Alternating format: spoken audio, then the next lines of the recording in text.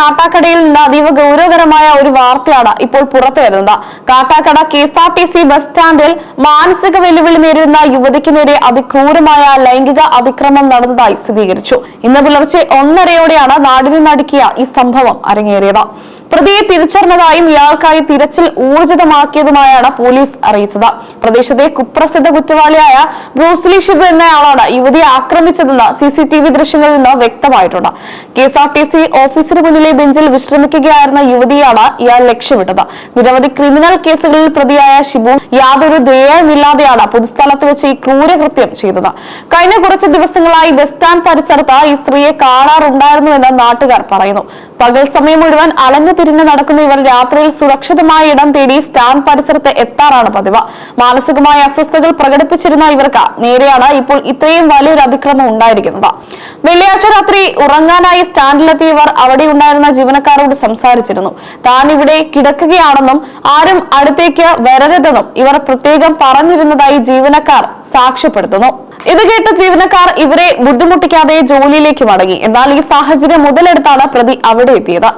പിന്നീട് യുവതിയെ ബെഞ്ചിൽ കാണാതായത് ശ്രദ്ധയിൽപ്പെട്ട KSRTC ജീവനക്കാരാണ് CCTV ദൃശ്യങ്ങൾ പരിശോധിക്കാൻ തീരുമാനിച്ചത്. ദൃശ്യങ്ങൾ കണ്ട ജീവനക്കാർ ഞെട്ടിപ്പോയി. ഉടൻ തന്നെ കാട്ടാക്കട പോലീസിനെ വിവരമറിയിക്കുകയും പരാതി നൽകുകയും ചെയ്തു. പോലീസ് എത്തി ദൃശ്യങ്ങൾ വിശദമായി പരിശോധിച്ചപ്പോഴാണ് പ്രതി ബ്രൂസ്ലി ഷിബു ആണെന്ന് തിരിച്ചറിഞ്ഞത്. പ്രദേശത്തെ പ്രധാന ലഹരി ഇടപാടുകാരനായാണ് ബ്രൂസ്ലി ഷിബു അറിയപ്പെടുന്നത്. കഞ്ചാവ് ഉൾപ്പെടെയുള്ള ലഹരി മരുന്നുകൾ വിൽക്കുന്ന ഇയാൾക്കെതിരെ നിരവധി കേസുകൾ നിലവിലുണ്ട്.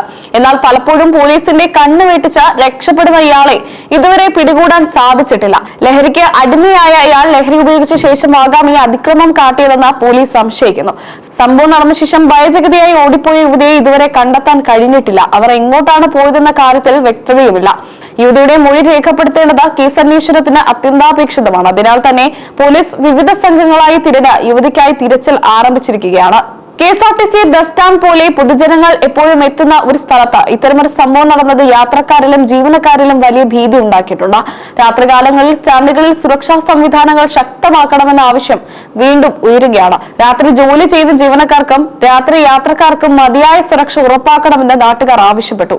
പ്രതിയായ ബ്രൂസ്ലി ഷിബുവിനെ പിടികൂടാൻ പോലീസ് വല വീശിയിട്ടുണ്ട്. ഇയാളുടെ ഒളിത്താവളങ്ങളെ കുറിച്ചുള്ള സൂചന ലഭിച്ചതായാണ് വിവരം. ലഹരി വിൽപ്പനയുമായി ബന്ധപ്പെട്ട് ഇയാളുടെ സംഘങ്ങളെയും പോലീസ് നിരീക്ഷിച്ചു വരികയാണ്.